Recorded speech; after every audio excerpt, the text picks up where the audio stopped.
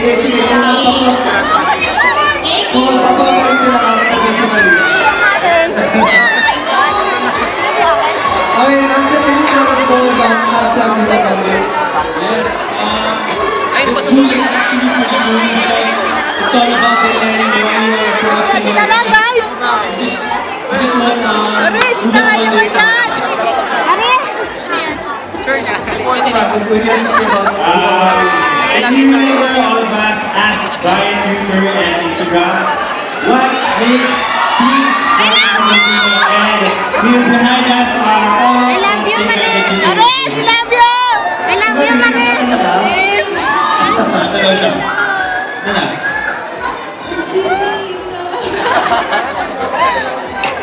Maris, can you tell us more about the group? Itatakot po namin ang adolescents, ang mag-change ng emotions ng nararanasan ng bawat Pinoy teens sa buong nationwide. Wow!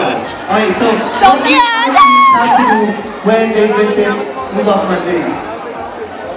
Well, anong gagawin nila pag mag-visit sila sa Move Up Mondays na booth? So, meeting naman tanongin natin. Dito, para sa bayan. Dedicated to wear your pride, Fourth. everyone represents. Hey, Maris! Maris! Kasi may With nakasulat. the heart, with the heart! May nakasulat sa ribbon, no? Mga Mariport! Ay! Yung type ko lang, ano na? socially responsible. So, ikaw, Beautiful sa'yo, Maris, tsaka talented! friendly, goody. I love you, Maris! Love you, Maris! Okay. Si Adi na kami lahat! Ikaw, ano ba, if you were to choose Love you! Love you, Maris! Oh! We love you, Maris! Loyal, Ay, go. loyal, Team Labas!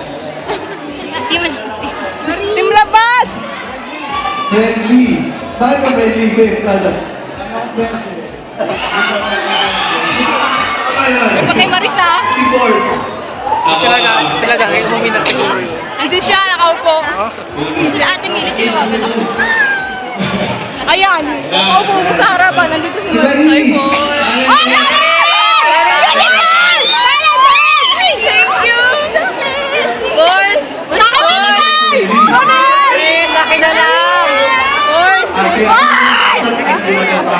Ay, kakas niya! Maris, sa akin na lang! Dapat ka yung talented. Maris!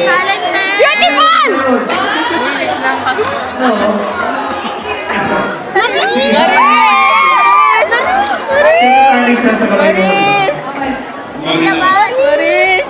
Maris, sa akin na lang! Maris, sa akin Pero na lang. maganda Beef, sa akin na lang. reminder siya. At para sa friendship bracelet.